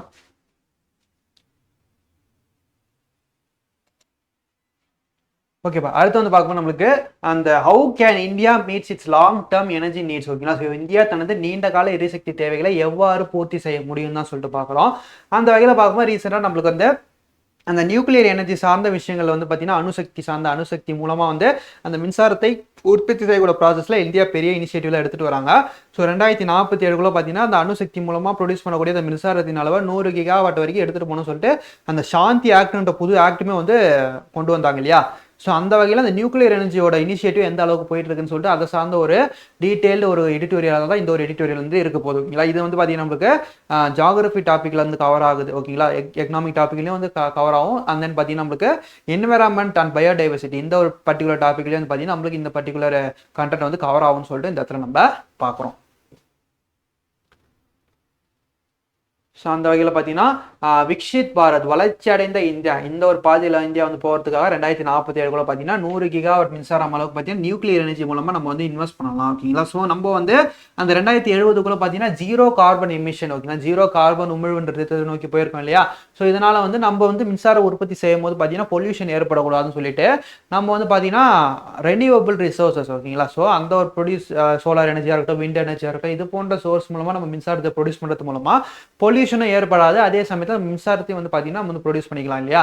ஸோ இந்த ஒரு முன்னெடுப்பாக வந்து பார்த்தீங்கன்னா இதில் ஏன் வந்து நம்ம வந்து நியூக்ளியர் எனர்ஜி வந்து பேஸ் பண்ணி நம்ம செய்கிறோம்னா, அதாவது இந்த விண்மில்லு சோலார் எனர்ஜி இந்த ஒரு விஷயம்லாம் நம்மளுக்கு வந்து இன்ஃப்ராஸ்ட்ரக்சர் காஸ்ட் வந்து ரொம்பவே அதிகம் இல்லைங்களா. ஸோ அந்த விண்மில்லாக இருக்கட்டும், அது ரெக்கைகள் வந்து இம்போர்ட் பண்ணுறதா இருக்கட்டும், அண்ட் தென் சோலார் பிளானட்ல யூஸ் பண்ணுற அந்த ஒரு சூரிய தகடலை உபயோகப்படுத்துகிற அந்த ஒரு மெட்டல்ஸாக இருக்கட்டும், இதுக்கெல்லாம் வந்து பார்த்தீங்கன்னா நிறைய செலவுகள் அதிகம். ஸோ ஆனால் அணு உலைகள் அணு மின்சாரத்தில் வந்து பார்த்தீங்கன்னா இது போன்ற செலவுகள் கம்மி. அதனால வந்து நியூக்ளியர் எனர்ஜின்ற பாதையை வந்து இந்தியா வந்து செலக்ட் பண்ணியிருக்காங்கன்னு சொல்லிட்டு இந்த இடத்துல நம்ம பார்க்கணும். ஸோ 2047 பார்த்தீங்கன்னா 100 கிகாவாட் மின்சாரம் அளவுக்கு பார்த்தீங்கன்னா இந்தியாவில் வந்து ப்ரொடியூஸ் பண்ண போகிறாங்கன்னு சொல்லிட்டு 2047 டார்கெட் வச்சிருக்காங்க. ஸோ இதுக்கு வந்து பார்த்தீங்கன்னா சாந்தி ஆக்டிமே ஒன்று கொண்டு வந்திருப்பாங்கன்னு சொல்லிட்டு இதில் ஒரு முக்கிய டேட்டாவாக பார்க்குறோம் ஓகேங்களா. ஸோ அந்த வகையில் பார்த்தீங்கன்னா அடுத்ததாக வந்து பார்க்கணும் நம்மளுக்கு இந்த நியூக்ளியர் எனர்ஜி கொண்டு வரதுக்கு முக்கியமான இன்னொரு காரணம் என்னன்னு சொல்லிட்டு பார்க்கணும். நம்மளுக்கு நியூக்ளியர் எனர்ஜி கொண்டு வர புதுசில் அணுசக்தி துறையில் வந்து பார்த்தீங்கன்னா 3 ஃபேஸஸ் ஆஃப் எனர்ஜின்னு சொல்லிட்டு இதை வந்து கொண்டு வந்தாங்க பாபா ஹோமி பாபா அவர்கள் ஓகேங்களா. ஸோ இவர் வந்து பார்த்தீங்கன்னா 3 ஃபேஸஸ் அவர் வந்து கொண்டு வந்தார். ஃபர்ஸ்ட் வந்து பார்த்தீங்கன்னா ஹார்ட் வாட்டரு, அண்ட் தென் பார்த்தீங்கன்னா ஓகேங்களா. ஸோ ஹார்ட் வாட்டர் மூலமாக அந்த ஒரு அணுசக்தி மின்சாரத்தை எடுக்கிறது, அண்ட் தென் பார்த்தீங்கன்னா நம்மளுக்கு வந்து இப்போ இருக்கக்கூடிய அந்த இப்போ ரீசெண்டாக வந்து லான்ச் பண்ணாங்க இல்லையா. So hybrid type of prototype reactor, so அது 2வது டைப்பு. அண்ட் தென் பார்த்தீங்கன்னா 3வது வந்து பார்த்தீங்கன்னா நம்மளுக்கு அந்த தோரியம் மூலமாக எடுக்கக்கூடிய அந்த மின்சாரம் ஓகேங்களா. ஸோ இந்த ஒரு ஃபேஸையும் வந்து நம்ம நோய் கொண்டு போயிருக்கோம். இப்போ கரண்ட்டில் வந்து பார்த்தீங்கன்னா இந்த அணுசக்தி துறைன்றது பார்த்தீங்கன்னா ப்ரோட்டோ பேஸ்ட் யுரேனியன் டைப் நியூக்ளியர் ரியாக்டராக வந்து போயிட்டு இருக்கு. ஸோ இது வந்து 3rd ஃபேஸாக வந்து நம்ம வந்து தோரியம் ரியாக்டரை நோக்கி போய் கொண்டு இருக்கோம்னு சொல்லிட்டு பார்க்குறோம். இந்த தோரியம் வந்து என்னன்னு சொல்லிட்டு பார்க்கும்போது இந்தியாவில் வந்து தோரியத்தோட அளவு வந்து பார்த்தீங்கன்னா ரொம்பவே அதிகமாகவே இருக்கு. ஸோ இதனால் வந்து இந்த அணுசக்தி துறையில் ரொம்ப அதிகமான அந்த ஒரு மெயின்டெனன்ஸ் இன்ஃப்ராஸ்ட்ரக்சர் காஸ்ட் வந்து கவர்மெண்ட் வந்து ஏற்படாது ஓகேங்களா. ஸோ தோரியம் ஆல்ரெடி நம்ம இந்தியாவில் வந்து நிறைய வளங்கள் இருக்கிறதுனால இந்த ஒரு தோரியம் சார்ந்த இந்த மின்சக்தி உற்பத்தின்றது ரொம்பவே ஈஸியாக இருக்கும் தான் சொல்லிட்டு இந்த ஒரு நியூக்ளியர் எனர்ஜியை வந்து இந்தியா வந்து செலக்ட் பண்ணியிருக்காங்க சொல்லிட்டு இந்த இடத்துல நம்ம பார்க்குறோம். So thorium HALEU and TMSR சொல்றாங்க ஓகேங்களா. தோரியம் ஹலு மற்றும் டிஎம்எஸ்ஆர்.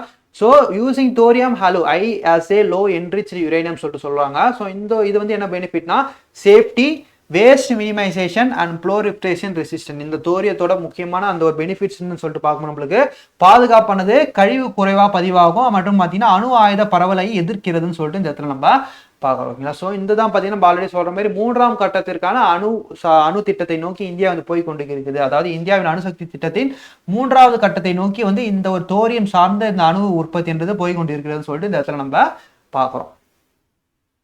So இது வந்து பார்த்தீங்கன்னா while many countries restrict uranium use to once through mode due to safety fears, the thorium U-233 fuel cycle offers a fuller energy potential. பல நாடுகள் பாதுகாப்பு அச்சம் காரணமாக யுரேனியத்தை ஒரு முறை மட்டும் பயன்படுத்தும் முறையில் கட்டுப்படுத்துகின்றன. ஆனால் தோரியம் U-233 எரிபொருள் சுழற்சி முறை ஆற்றலையும் வழங்குகிறதுன்னு சொல்லிட்டு இந்த இடத்துல நம்ம பார்க்கலாம். இது யுரேனியம்ன்றது இப்போ கரண்ட்ல யூஸ் பண்றது prototype 2nd stage. 3rd stage தான் நம்மளுக்கு வந்து தோரியம் இன்னும் கொண்டு வரப்படலை. ஆனால் தோரியம் வந்து 3rd ஸ்டேஜஸ் ஆஃப் இம்ப்ளிமெண்ட் பண்ண போறாங்க சொல்லிட்டு இந்த இடத்துல நம்ம பார்க்குறோம். So thorium system are designated to meet the world base load energy demand.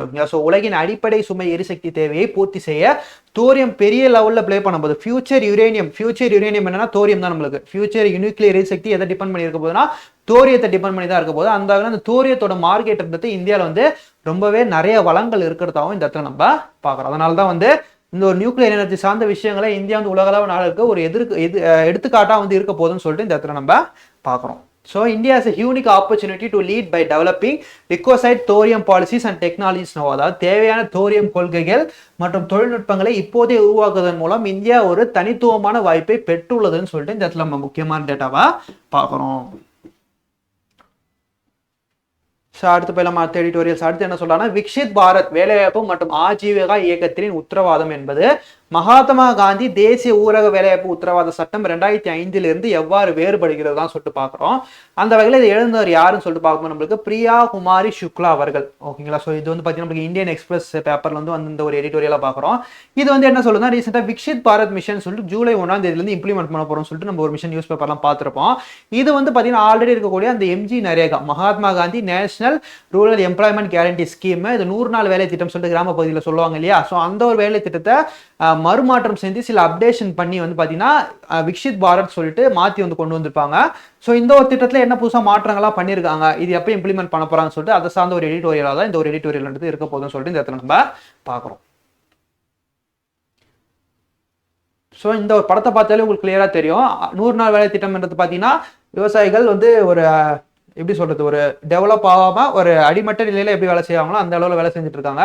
But ஆனால் ரீசெண்டாக கொண்டு வர போற அந்த விக்ஷித் பாரத் ஸ்கீம்ன்றது பார்த்தீங்கன்னா நமக்கு ஃபுல்லி டிஜிட்டலைஸ்டா இருக்க போது, சோலார் பேனல்ஸை யூஸ் பண்ண போறாங்க, ஃபுல்லி ஆர்கானிக் ஃபார்மிங், இது போன்ற விஷயங்கள் வந்து அப்டேட் பண்ண போறாங்கன்னு சொல்லிட்டு இந்த ஒரு விக்ஷித் பாரத் ஸ்கீம்ல நம்ம வந்து இந்த இடத்துல நம்ம பார்க்குறோம். அந்த வகையில் எம்ஜி நரேகா என்று சொல்லப்படக்கூடிய இந்த மகாத்மா காந்தி தேசிய வேலை வாய்ப்பு உறுதி திட்டத்தில் வந்து பார்த்தீங்கன்னா 2005 வந்து இந்த சட்டத்தை வந்து ஏற்றிருப்பாங்க ஆகஸ்ட் மாதம். பின் பிப்ரவரி மாதம் 2006 வந்து இதை வந்து இம்ப்ளிமெண்ட் பண்ணியிருப்பாங்க. இதில் வந்து பார்த்தீங்கன்னா 100 நாள் வேலை திட்டம் தான் வந்து ரிஜிஸ்டராக இருந்தது. ஸோ 100 நாள் வேலை திட்டம்னு சொல்லும்போது இது எதுக்காக கொண்டு வரப்பட்ட சட்டம் சொல்லிட்டு பார்க்கும்போது, சில இடத்துல வந்து விவசாயம் நல்லா இருக்கும், மழை அளவு நல்லா இருக்கும்போது விவசாயம் நல்லா இருக்கும். ஆனால் மழை அளவு இல்லாத போது பார்த்தீங்கன்னா அந்த ஒரு பகுதியில் வந்து பார்த்தீங்கன்னா விவசாயம் எடுத்து அந்த ஒரு வருமானம்ன்றது வராது. இந்த டைம்ல வந்து பார்த்தீங்கன்னா விவசாயிகள் நிறைய தற்கொலை பண்ணிக்க ஸ்டார்ட் பண்ணாங்க, அவங்களுக்கு வருமானம் இல்லாத காரணத்தினால். இதெல்லாம் பார்த்த கவர்மெண்ட் என்ன பண்ணாங்கன்னா, விவசாயம் இருக்க காலத்துல விவசாயம் பண்ணட்டும், விவசாயம் இல்லாத காலத்துல, மழை இல்லாத காலத்துல வந்து பாத்தீங்கன்னா இந்த 100 நாள் வேலை திட்டத்தை ஒண்ணா இம்ப்ளிமெண்ட் பண்ணலாம். இந்த இடத்துல வந்து பாத்தீங்கன்னா அந்த பர்டிகுலர் ஊர்ல இருக்க குளத்தை தூர்வாரத்தா இருக்கட்டும், ஏரியை வந்து தூர்வாரத்தா இருக்கட்டும், பிளஸ் வந்து சானிடேஷன் ஒர்க்ஸா இருக்கட்டும், இது போன்ற வேலைகளை மக்களை வச்சு செய்ய சொல்லலாம். இது வந்து அவங்களுக்கு ஒரு வேலைவாய்ப்பாகவும் இருக்கும், அதே டைம்ல நம்மளோட இன்ஃப்ராஸ்ட்ரக்சர் முடிச்சிட்ட மாதிரி இருக்குன்னு சொல்லிட்டு ஒரு இனிஷியேட்டிவா தான் இந்த ஒரு எம்ஜி நரேகா ஸ்கீம் வந்து கொண்டு வந்தாங்க 2006 வாக்குல. ஸோ இது வந்து பார்த்தீங்கன்னா 100 நாள் வேலை திட்டமாக தான் இருந்தது. இதுக்கு வந்து பார்த்தீங்கன்னா ஒவ்வொரு நாளைக்கு சேலரி வந்து ஃபிக்ஸ் பண்ணாங்க. ஓகேங்களா. இந்த ஒரு சேலரி வந்து பார்த்தீங்கன்னா ஃபுல்லாக ஃபினான்ஷியலாக சப்போர்ட் யார் கொடுப்பாங்கன்னா சென்ட்ரல் கவர்மெண்ட் தான் கொடுப்பாங்க, ஸ்டேட்ஸ் வந்து இல்லை பங்கு பெற மாட்டாங்க. ஆனால் இப்போ புதுசாக கொண்டு வரப்பட்ட இந்த ஒரு விக்ஷித் பாரத் திட்டத்தில் ஒரு பகுதியளவு பார்த்தீங்கன்னா ஸ்டேட்ஸ்க்கு வந்து தரணும், ஸ்டேட் வந்து அவங்களுக்கு சம்பளமாக தரும், ஒரு பகுதியளவு பார்த்தீங்கன்னா சென்ட்ரல் கவர்மெண்ட் வந்து அவங்களுக்கு சம்பளத்தை தருவாங்க சொல்லிட்டு இந்த இடத்துல நம்ம பார்க்குறோம். அது மட்டும் இல்லாமல் 100 நாள் வேலை திட்டமாக இருந்தது 125 நாளாக வந்து டெவலப் பண்ணியிருப்பாங்க சொல்லிட்டு இந்த இடத்துல ஒரு முக்கியமான டேட்டாவாக பார்க்குறோம். ஸோ அந்த வகையில் இந்த புதுசாக கொண்டு வரப்பட்ட இந்த விக்ஷித் பாரத் திட்டமானது 2026 ஜூலை 1 முதல் அமலுக்கு வரப்போகுதுன்னு சொல்லிட்டு பார்க்குறோம். ஸோ இது வந்து ஆல்ரெடி 2 டிசம்பரே அறிவிச்சிருப்பாங்க, ஆனால் இப்போ தான் வந்து அமலுக்கு வரப்போகுதுன்னு சொல்லிட்டு இந்த இடத்துல நம்ம பார்க்குறோம். அது சொன்ன மாதிரி டிஃபரன்ஷியலாக என்ன சொல்ல வராங்கன்னா 125 நாள் வந்து பார்த்தீங்கன்னா இந்த ஒரு வேலை நாட்களை இன்க்ரீஸ் பண்ணியிருக்காங்க இந்த விக்ஷித் பாரத் திட்டத்தில். அண்ட் தென் பார்த்தீங்கன்னா விவசாய காலங்கள் தவிர்த்து மீதி இருக்க காலங்களில் மட்டும்தான் இந்த 100 நாள் வேலை திட்டம் எடுத்து இருக்க போகுது, 165 நாள் வேலை திட்டம் எடுத்து இருக்க போது. ஸோ மீதி இருக்க காலத்தில் விவசாயத்தை பண்ணலாம்னு சொல்லிட்டு ஒரு நடுவில் ஒரு பிரேக்கும் வச்சிருக்காங்கன்னு சொல்லிட்டு இந்த சட்டத்தில் ஒரு அப்டேஷனாக இந்த இடத்துல நம்ம பார்க்குறோம். இதுக்கு முன்னாடி எப்படி இருந்துச்சுன்னா ஒரு 100 நாள் அந்த 100 நாள் ஃபுல்லாக வந்து வேலை செய்கிற மாதிரி இருக்கும். ஆனால் இப்போ கொண்டு வரப்பட்ட இந்த விக்ஷித் பாரத் திட்டத்தில் சமீபத்தில் இந்த ஒரு 100 நாள் 125 நாள் இருக்கு இல்லையா, இந்த ஒரு இடைப்பட்ட நாட்களில் ஏதோ ஒரு நாள் மழை அளவு அதிகமாக இருக்கு, விவசாயம் செய்யறதுக்கான தகுதியான நிலை வந்து இருந்துச்சுன்னா, கிளைமேட் இருந்துச்சுன்னா அந்த ஒரு பர்டிகுலர் பீரியட் வந்து பிரேக் எடுத்துக்கலாம். பிரேக் எடுத்துட்டு இந்த ஒரு பகுதியில் விவசாயம் நல்லா பண்ணிட்டு அந்த பிரேக்கை முடிச்சுட்டு விவசாயம் அறுவடையெல்லாம் பண்ணிட்டு அப்புறம் வந்து பார்த்தீங்கன்னா நம்மளுக்கு வந்து திரும்பி வந்து இந்த ஒரு டேஸ் வந்து கண்டினியூ பண்ணலாம். ஸோ இதுக்கு வந்து பிரேக்கையும் வந்து பார்த்தீங்கன்னா இந்த ஒரு அப்டேஷன் தான் வந்து இந்த விக்ஷித் பாரத் வந்து கொடுத்துருக்காங்கன்னு சொல்லிட்டு இந்த இடத்துல நம்ம பார்க்குறோம்.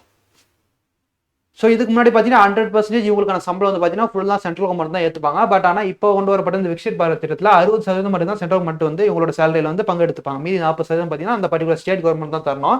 இதில் சில விதிவிலக்கா நார்த் ஈஸ்டர்ன் ஸ்டேட், வடகிழக்கு மாநிலங்கள், இமயமலை ஒட்டி உள்ள மாநிலங்கள் மற்றும் பார்த்தீங்கன்னா யூனியன் டெரிட்டரிஸ் சொல்லப்படக்கூடிய அந்த யூனியன் பிரதேசங்களில் வந்து பார்த்தீங்கன்னா இந்த ஒரு ரேஷியோ வந்து பார்த்தீங்கன்னா 90% பார்த்தீங்கன்னா சென்ட்ரல் கவர்மெண்ட் வந்து அந்த சம்பளத்தை ஏற்றுப்பாங்க.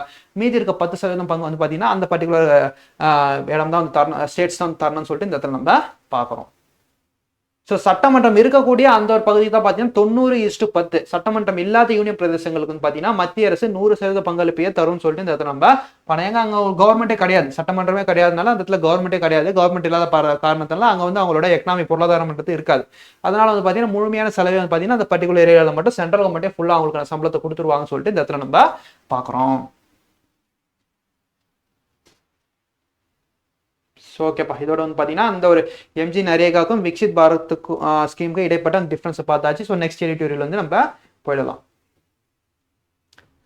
அந்த வகையில் பார்க்கும்போது why Madras high court barred TVK MLA Srinivasa Sethupathi from Tamil Nadu assembly floor test. ஓகேங்களா. ஸோ ரீசெண்டாக வந்து அந்த தமிழ்நாடு எலெக்ஷன் ரிசல்ட் வந்து பார்த்தீங்கன்னா திருப்பத்தூர் தொகுதியில் வந்து பார்த்தீங்கன்னா டிவிகே சார்பில் நின்ன சேதுபதி அவர்கள், டிஎம்கே சார்பில் நின்ன பெரிய கருப்பன் அவர்கள், இவங்க 2 பேரும் வந்து எலெக்ஷன் நின்னாங்க. ஆனால் இவங்க 2 பேரும் வந்து பார்த்தீங்கன்னா எலெக்ஷன் நின்று டிவிகே எம்எல்ஏ சேதுபதி அவர்கள் 1 ஓட்டு வித்தியாசத்தில் வந்து வின் பண்ணியிருப்பார். ஓகேங்களா.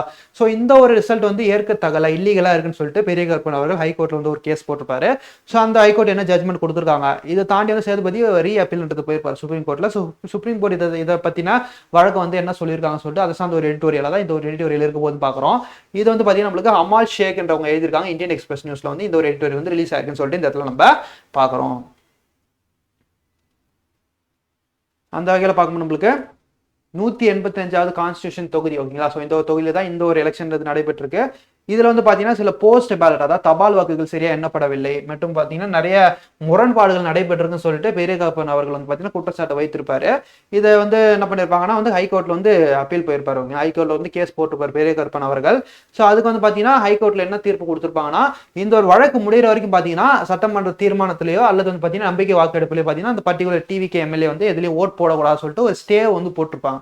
இது எதற்காக போட்டிருக்காங்கன்னு சொல்லிட்டு அவங்க ஒரு ரீசனை கொடுத்துருப்பாங்க. இந்த ஒரு கேஸ் முடிய ரொம்பவே டைம் ஆயிடும். அந்த டைம் ஆகிற கேப்ல வந்து பாத்தீங்கன்னா இவர் வந்து அந்த ஒரு எலெக்ஷன் சார்ந்த அந்த ஒர்க்ல வந்து பங்கெடுப்பதன் மூலமா இந்த இடத்துல ஜனநாயகம் வந்து பாதிக்கப்படும். இன்கேஸ் இந்த ஒரு எலெக்ஷன் இந்த ஒரு தீர்ப்புல வந்து பாத்தீங்கன்னா பெரிய கருப்பனுக்கு சப்போர்ட்டா வந்து தீர்ப்பு வந்துடுச்சுன்னா ஸோ கவர்மெண்ட்டே மாறக்கூடிய வாய்ப்பும் அதிகமாக இருக்கு. ஏன்னா ஒரு சீட் வந்து ஒரு ஓட்டு வந்து பல வித்தியாசங்கள் வந்து ஏற்படுத்தலாம். அந்த மாதிரி சுச்சுவேஷன்ல இவர் அந்த பர்டிகுலர் டைம்ல போடப்பட்ட ஓட்லாம் வந்து ஜனநாயகத்துக்கு எதிராக வந்து பதிவானதாக ஆயிடக்கூடாதுன்ற காரணத்தினால இந்த ஒரு கேஸ் முடிகிற வரைக்கும் இவருக்கு வந்து அந்த சட்டமன்றம் சார்ந்த எந்த ஒரு உரிமையும் வந்து தரக்கூடாதுன்னு சொல்லிட்டு ஒரு ஸ்டே வந்து போட்டிருப்பாங்கன்னு சொல்லிட்டு இந்த இடத்துல பார்க்குறோம். இதை எதிர்த்து பார்த்தீங்கன்னா சுப்ரீம் கோர்ட்டே வந்து ஒரு கேஸ் போட்டிருப்பாரு.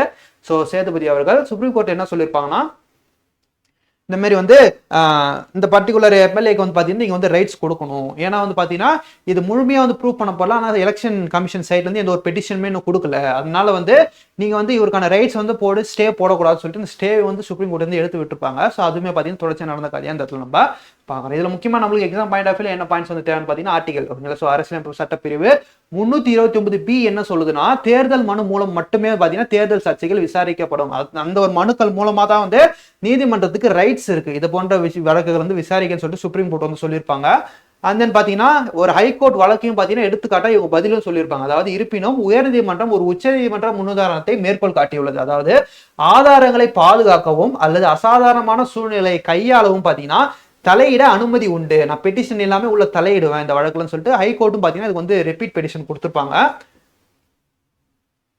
ஓகேங்களா. ஸோ அந்த வகையில் பார்த்தீங்கன்னா நம்மளுக்கு நம்பிக்கை வாக்கெடுப்பின் முக்கியத்துவம் அது சார்ந்த ஒரு தகவல் தான் பார்க்குறோம். ஓகேங்களா. ஸோ இதன் மூலமா வந்து நம்பிக்கை வாக்கெடுப்பின் போது சேதுபதி சர்ச்சைக்குரிய வாக்கு ஒரு அரசாங்கத்தின் தலைவிதியை தீர்மானிப்பதால் அந்த பாதிப்பை பின்னர் சரி செய்ய முடியாது என்று நீதிமன்றம் காரணம் காட்டியது.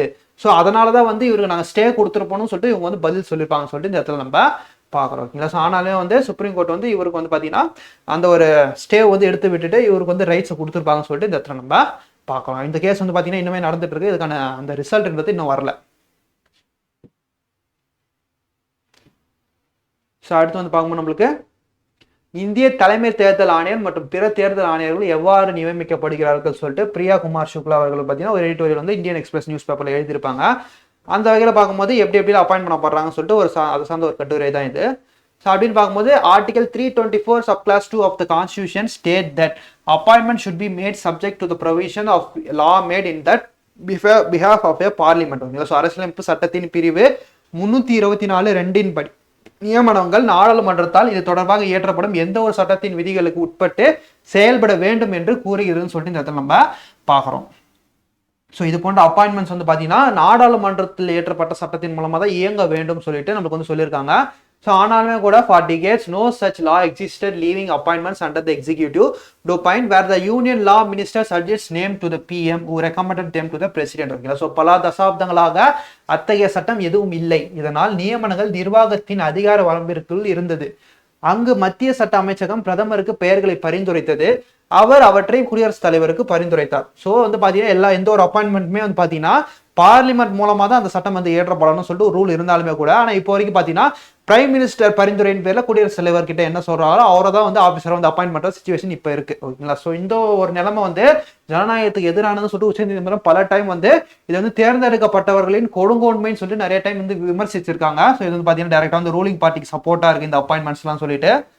ஸோ இந்த ஒரு பலவிதமான ஃபோர்ஸ்னால ப்ரெஷர்னால வந்து பார்த்தீங்கன்னா இந்த ஒரு நியமனங்களோட அந்த ஒரு ப்ராசஸ் வந்து சேஞ்ச் வந்து பண்ணியிருந்தாங்க. அதாவது தலைமை தேர்தல் ஆணையர்கள் தேர்தல் ஆணையர்களாக நியமிக்கப்பட்ட ப்ராசஸ் எப்படி நடக்கணும்னா, பிரதமர், எதிர்கட்சி தலைவர், இந்திய தலைமை நீதிபதி இவங்கெல்லாம் அடங்கிய ஒரு குழுவை வந்து ஃபார்ம் பண்ணணும். இந்த குழு ஃபார்ம் பண்ற அந்த ஒரு நபரை தான் வந்து பார்த்தீங்கன்னா குடியரசுத் தலைவர் வந்து அப்பாயிண்ட் பண்ணணும்னு சொல்லிட்டு நம்மளுக்கு வந்து சொல்லியிருப்பாங்கன்னு சொல்லிட்டு இந்த இடத்துல நம்ம பார்க்குறோம். ஏன்னா வந்து தேர்தல் ஆணையம் என்று ஜனநாயகின் பாதுகாவல்ன்றதுனால இதுல இயங்கக்கூடிய அந்த முதன்மையான தலைவர் வந்து ஒரு நேர்மையான நடுநிலைமை உடையவராக இருக்கணும்னு தான் சொல்லிட்டு இந்த ஒரு சஜஷன் வந்து சுப்ரீம் கோர்ட் வந்து கொடுத்துருப்பாங்க சொல்லிட்டு பார்க்க இதையுமே வந்து ஃபாலோ பண்ணியிருந்தாங்க. ஆனாலுமே வந்து பார்த்தீங்கன்னா 2023-24 காலகட்டத்தில் வந்து பார்த்தீங்கன்னா இந்த தலைமை நீதிபதியை மட்டும் இந்த குழு வந்து நீக்கிட்டு பிரதமர் அவர்களால் நியமிக்கப்பட ஒரு மத்திய அமைச்சர் வந்து பார்த்தீங்கன்னா இந்த ஒரு குழு வந்து இணைச்சிருப்பாங்க. ஓகேங்களா, இதுவுமே பார்த்தீங்கன்னா ஒரு ஜனநாயகத்துக்கு எதிரான ஒரு செயலாக தான் இந்த இடத்துல நம்ம பார்க்குறோம். ஸோ இதன் தொடர்ச்சி வந்து பிப்ரவரி 2025 என்ன பண்ணியிருப்பாங்கன்னா, இந்த ஒரு குழு பரிந்துரையின் பேரில் தலைமை தேர்தல் ஆணையராக ஞானேஷ்குமார், இப்ப கரண்ட்ல அவர் தான் இருக்காரு இல்லையா, ஸோ ஞானேஷ்குமார் அவர்களை நியமிக்கப்பட்டிருப்பாங்க. இந்த ஒரு அதாவது சுப்ரீம் கோர்ட் ஜட்ஜி, சுப்ரீம் சீஃப் ஜஸ்டிஸ் இருந்திருப்பார் அந்த குழுவில், அவரை நீக்கிட்டு மத்திய அமைச்சரையும் போட்டிருப்பாங்க அந்த ஒரு குழுவில். அதுக்கப்புறம் போட்டுமே பார்த்தீங்கன்னா அந்த குரூப் வந்து ஃபர்ஸ்ட் சொன்ன பரிந்துரை யாருன்னா சொல்லிட்டு பார்க்கும்போது ஞானேஷ்குமார். ஸோ ஞானேஷ்குமாருமே வந்து அப்பாயின்ட் பண்ணிட்டு இருப்பார் குடியரசுத் தலைவர், யாரு, சீஃப் எலெக்ஷன் கமிஷனரா. ஓகேங்களா, ஸோ இதுக்கு வந்து பார்த்தீங்கன்னா ஒரு எதிரான ஒரு கருத்துமே பார்த்தீங்கன்னா நம்மளோட எதிர்கட்சி தலைவர் ராகுல் காந்தி அவர்கள் சொல்லியிருப்பாருன்னு சொல்லிட்டு இந்த இடத்துல நம்ம பார்க்குறோம். ஸோ இது வந்து சுப்ரீம் கோர்ட் வந்து எவ்வளோ சொல்லி வந்து பார்த்தீங்கன்னா நீங்கள் வந்து பார்த்தீங்கன்னா அந்த ஒரு பர்டிகுலர் குரூப்பில் வந்து பார்த்தீங்கன்னா தேர்தல் ஆணையரை நியமிக்கப்படுற அந்த குழுவில் வந்து பார்த்தீங்கன்னா மத்திய அமைச்சர் வந்து அப்பாயிண்ட் பண்ணுறீங்க, சுப்ரீம் கோர்ட் ஜட்ஜி ஆல்ரெடி இருந்தார், அவரையும் வந்து நீங்கள் நீக்கிட்டீங்கன்னு சொல்லிட்டு ஒரு மாறுபட்ட கருத்துக்களை வந்து நம்மளோட எதிர்கட்சி தலைவர் ராகுல் காந்தி அவர்கள் சொல்லியிருப்பார் சொல்லிட்டு இந்த இடத்துல நம்ம பார்க்குறோம். இன்னுமே பார்த்தீங்கன்னா நிறைய சர்ச்சைகள் ஓடிட்டு இருக்கு. இந்த எஸ்ஐஆர் போன்ற விஷயங்கள் ஆளுங்கட்சிக்கு சப்போர்ட்டா வந்து தேர்தல் ஆணையம் வந்து பண்றாங்க அப்படின்னு சொல்லிட்டு நம்மளோட மம்தா பானர்ஜி அவர்கள், வெஸ்ட் பெங்காலோட சிஎம் முதலமைச்சர் இருக்காங்க இல்லையா, அவங்களுமே பார்த்தீங்கன்னா சுப்ரீம் கோர்ட்ல போயிட்டு கேஸ்லாம் போட்டுமே கூட இந்த ஒரு கேஸ்லாம் போட்டிருப்பாங்க. அப்புறம் பார்லிமெண்ட்ல வந்து பார்த்தீங்கன்னா தலைமை தேர்தல் ஆணையருக்கு எதிராக அந்த ஒரு அவரோட பதவியில இருந்து தூக்கணும்னு சொல்லிட்டு ஒரு தீர்மானத்தையும் வந்து கொண்டு வந்தாங்க. ஆனால் எல்லாமே வந்து தோல்வியில் தான் முடிந்ததுன்னு சொல்லிட்டு இந்த இடத்துல நம்ம பார்க்குறோம்.